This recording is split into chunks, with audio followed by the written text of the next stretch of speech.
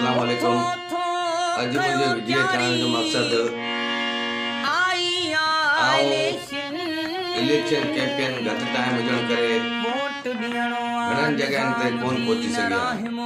शायद NA-22 300 kilometre का मथे आहे। गरीब जो बार आया पर मानू चवन था इलेक्शन में कीअं अफोर्ड कंदो, हिन वटि पैसो कोन्हे, गाॾियूं कोन्हे। उन्हनि खे ॿुधाइण वाला घर जी आवाम आहे न, इहो मोला पैसो आहे ऐं गाॾियूं आहिनि। इंशाअल्लाह इलेक्शन त थींदी कंदासीं ऐं अल्लाह पाक ख़ैर करे। तव्हां मुंहिंजो साथ ॾियो, आउं तव्हां सां हर टाइम निभाईंदुसि। अल्लाह पाक अॻु में बि असांजा वॾा ग़रीबनि जी ख़िदमत कई आहे। असांजो बि मंशूर इहो आहे त ग़रीबनि जी ख़िदमत कंदासीं, ग़रीबनि सां हलंदासीं।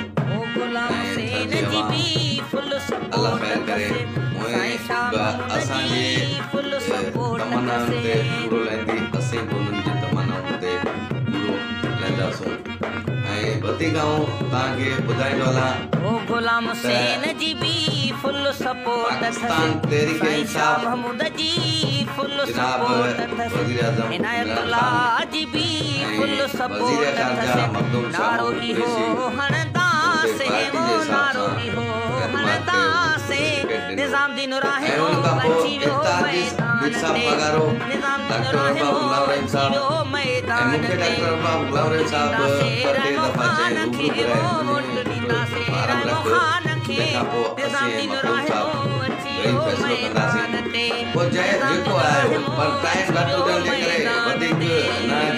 सलाह करे मूंखे कैंडिडेट नामज़द कयो।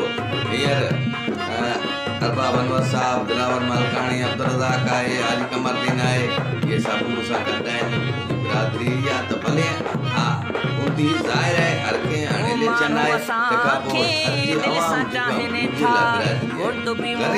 ग़रीब ऐं तंहिंखां पोइ मूं छोकिरनि खे सभिनी खे ॿुधायो त बाबा ग़लति कमेंट लिखणु जेको लिखंदो उहो मूंखे न वोट ॾे न मुंहिंजो भाउ आहे।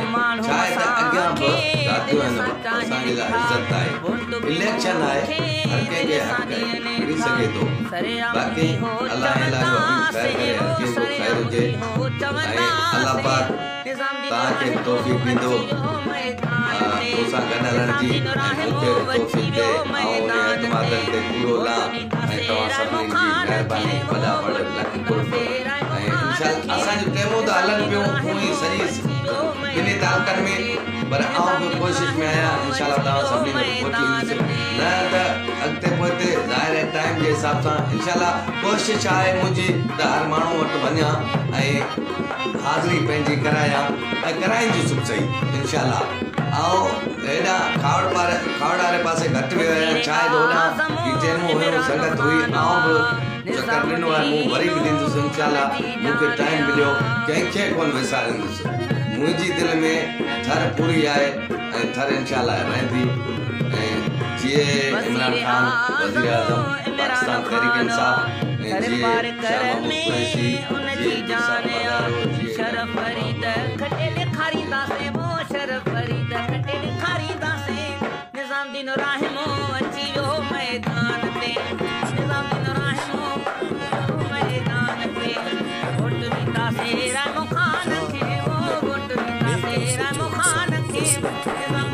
हर दिल अजीज शख्सियत सरदार अबन अली रहमो, सरदार निज़ामुद्दीन रहमो पंहिंजे पीउ जे नक्शे कदम ते हलंदे क़ौम जी सरदारी पग ॿधाइण जी रस्म ते भेटा ॾिनी, जेको तव्हां सॼणनि जे साम्हूं